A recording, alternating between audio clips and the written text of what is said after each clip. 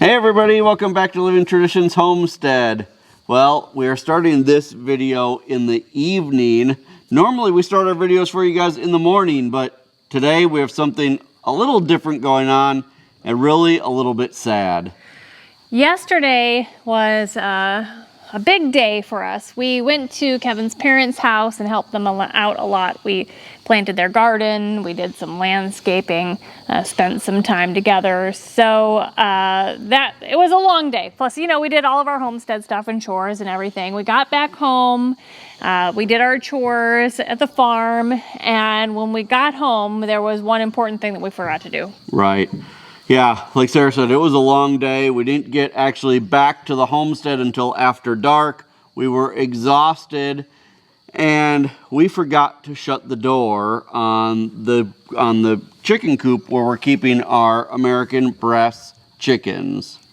Kevin actually woke up at 5 a.m. and was like, oh my gosh, we forgot to shut the door to the chicken house.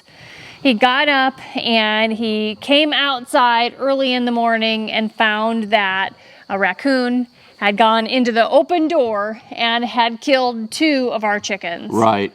Now, this is the first night we've ever forgotten to shut one of the chicken doors. And of course, one night and there has to be a raccoon that gets in. Now, like Sarah said, 2 chickens got killed. It was one of the American breast chickens and one of the cuckoo Malines. If there's anything good that came out of this, not that there really is, because anytime you lose an animal on the homestead to a predator, it's a big deal. But if there's anything good that came out of it, it's that it killed 2 roosters. Now, on the American breast chickens, you know, we ordered 12 of them to start with. 9 of them were roosters and only 3 were hens. So it's not that big of a loss that one of the roosters got killed of the American breasts. We still have plenty of roosters and we still have all of the hens. But with the cuckoo Malines, we got 4 with that shipment, 2 hens and 2 roosters. And so while it's good that we still have a rooster for those, we always like to have a backup rooster in case something happens, like something like this. Right. You know, we're not left without a rooster. So you guys, you know, it was a rough discovery, and it's something that it's kind of hard to admit that it was our fault. Yeah, but you know what? We do want to be true to you guys and be honest with you, and you know, to let you guys know that mistakes happen. We're not perfect. Bad things happen to us too. We forget things, and as a result, bad things happen, unfortunately. Right. So. But we made a quick decision. It's almost dark. It's getting to be dark, so the chickens are coming into the coop for the night to keep themselves safe. We have decided that it's too big of a risk with knowing that raccoon was out last night. There's a good chance he's going to try to get in, even though we're going to close the door and, you know, we haven't had any other predators get into this coop the way it's set up. We are too nervous to keep them in here overnight, and so we've just decided to move them to the farm into the chicken moat area where we've had our chickens at the farm property. We do feel like they'll be safer at the farm property in one of the hoop coops. We haven't had any issue with predators down there. Everybody gets locked up at night, but like Sarah said, now that this raccoon has learned that there are chickens in this coop, he's probably going to come back tonight. And even though I highly doubt he could get in with the door shut, you know, he could spend the whole night trying and just kind of harassing the chickens, and that's a lot of stress on them. So we've just decided that they were going to move down to the farm eventually anyway. So we're just going to speed that up and we're going to move them to the farm now. So we're going to get them loaded in the trailer. We're not going to actually unload them at the farm until after dark tonight. It's best to put them into a new area after dark. So we won't record that for you guys because it just won't show up anyway. But we will record first thing tomorrow morning when we let them out for the very first time into the chicken moat and show them their new permanent home.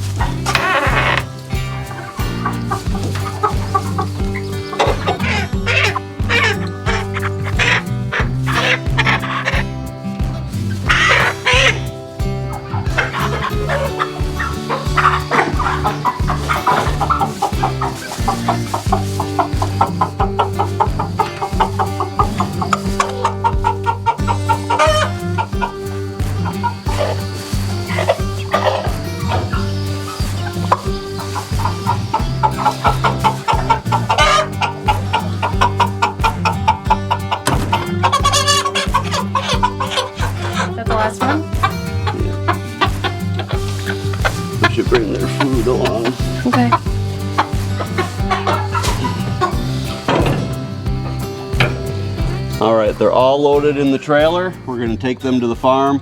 We'll see you guys in the morning. Well, we put the American breasts and the Moline chicks in the hoop coop down here last night. It was pitch black already when we did it, but we set them all on the roost.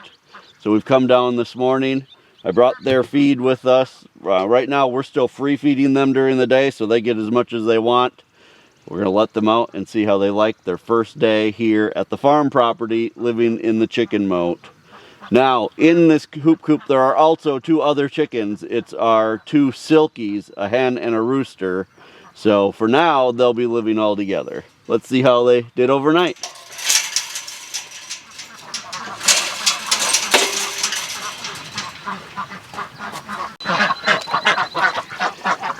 Good morning, chickens.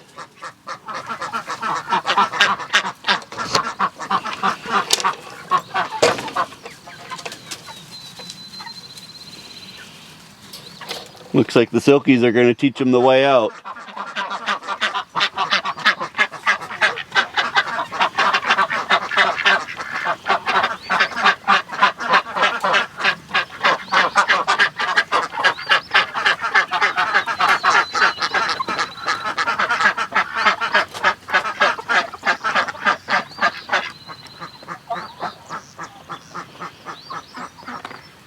So it looks like everybody stayed safe overnight. Now I did notice that just a couple of the roosters have a little bit of blood on them this morning, like maybe there was a little bit of fighting going on amongst all the roosters.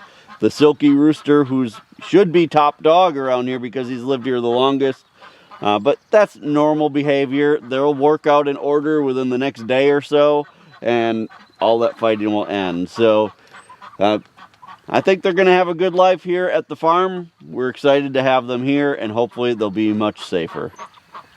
Well, before we start on our project of the day, we had told you in a previous video that we were going to try to figure out a way to string up the tomatoes that we have growing in the greenhouse. We did figure something out. We kind of combined several different ideas on how to do this. So I just wanted to show you quickly what we decided to do.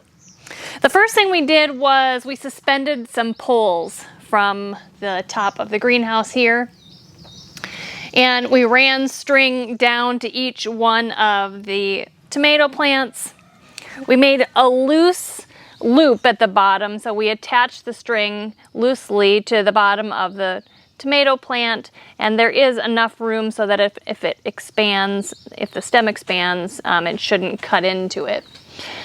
We ran it pretty tightly up to the post, and then we used tomato clips, which we've been using for several years. We still have, I think, like thousands of them left, so why buy something new if you have something that works? And we tomato clipped around the tomato stem and then attached that to the string here. We did that in several different places, and so we think this is going to work out really well. You know, one thing we're doing differently in the greenhouse than we've done in the gardens is we've actually been removing the suckers on the tomato plants. We don't normally do that out in the garden. Overall, we feel like we get a bigger yield of tomatoes if we don't remove the suckers out in the garden.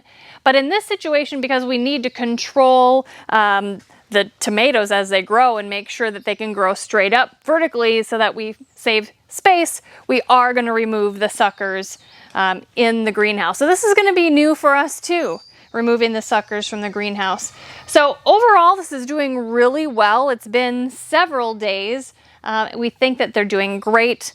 This method is also going to allow for a lot of nice airflow, and we'll be able to see the tomatoes really plainly, and we'll be able to admire them through the growing season. Overall, this is a very exciting process. We're super excited. Well, you guys, we're not gonna lie, it's been a couple days since we shot the first part of this video of moving the chickens down to the farm and showing you the things in the greenhouse. We've been busy at work on our garden area. Oh, but I want to also tell you, the chicks, the American breast chickens, are doing great down here at the farm. It's been, I think, 3 days since we moved them down here, and everybody is good and safe, and no one else was injured in that attack with the raccoon. So we're very, very blessed that that happened. Yesterday, we tore out the garden at the homestead. We took down the trellises, pulled out the T-posts, and pulled up all of the weed fabric. Our watering system. Right, so we have all of that ready to go into the garden here at the farm property, but we just had to deal with the rocks. We showed you guys in a video just a couple videos ago of us tilling up this new garden spot here at the farm property. And you guys, this property has a ton of rocks. We were very blessed at our homestead property that we were able to garden in the same spot that the original owner had gardened in, and he had spent his whole lifetime picking out all of the rocks. We're starting in a brand new spot here, and you guys, here in the Ozarks, or at least in our part of the Ozarks, there are rocks everywhere. And we've already picked rocks out of this garden. This will be the third time now. This is as far as we're gonna get for this year.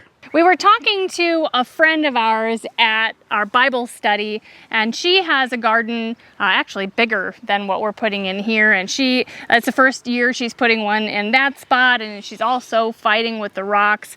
And she showed us some video that they had gotten a rock rake and were using a rock rake in their garden. On their tractor. On their tractor. Well, you guys, we've had one of those rakes for years. Right. And we never even thought to bring it out to use on this garden. Right. Well, the main thing is, I did think of it earlier on, but we were afraid to use it in the garden because we were afraid to drive over the freshly tilled soil.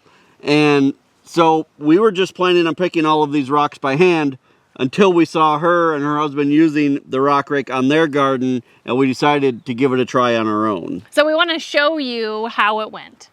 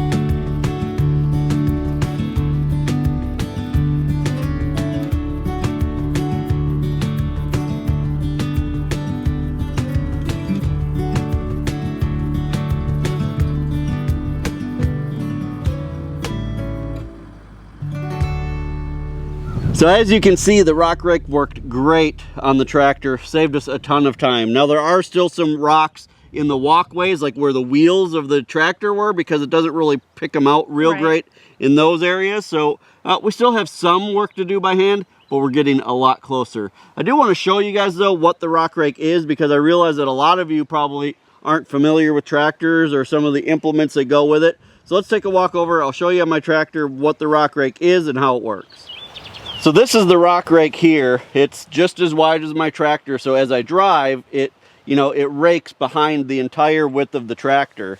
It basically has these big metal tines that as they hit the ground, they will dig in a little bit. You can adjust up and down, how deep it's going to dig into the ground. But what it should do in an ideal situation is grab all of the things that are too big to go between these tines and leave all of the dirt behind.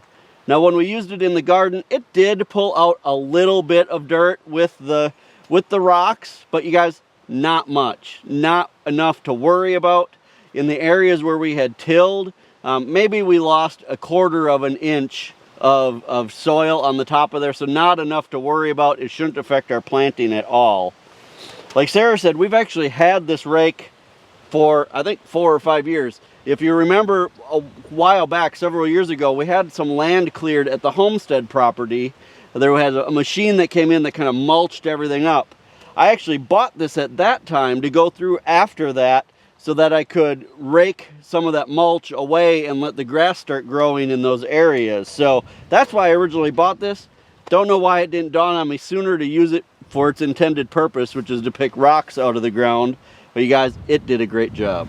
One thing we did do though before we used the rock rake is we planned out where our planting rows would be in the garden so that Kevin wouldn't be driving the tractor tires on top of where we're going to be planting. So we basically just went through the entire garden and marked with some marking spray paint where those rows were going to be so that he could drive in a straight line from one end of the garden to the other and keep those rows open so they're still nice and fluffy. So basically the tractor tires only drove in the walkways. So if I had to guess, I would say maybe we have about an hour's worth of work left to finish picking rocks out of the garden area. Yeah.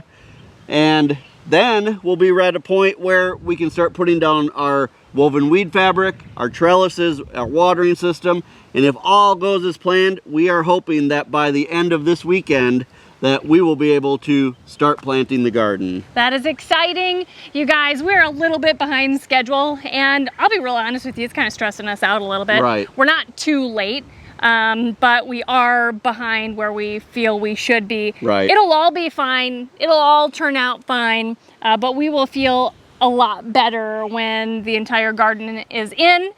We can start watering regularly, watch the plants grow some food for us. Right. And just kind of move on to the rest of the things that we have planned to do over the summer. Right. Yeah, we knew that these rocks were going to be an issue. You guys, we didn't realize just how big of an issue they were going to be, but it's not that big of a deal. It's one of those things we just have to deal with and get on. We're so thankful that our friends basically reminded us that we have the tools to pick these rocks a lot faster and we don't have to exert so much labor, manual labor in the heat. Right. So we're excited to move on, and we're excited to bring you guys along so you can see what we're planting and how and all that kind of thing. And how our very first garden here at the farm property goes. That's right. You guys, we're so happy that you stopped by to spend some time with us today.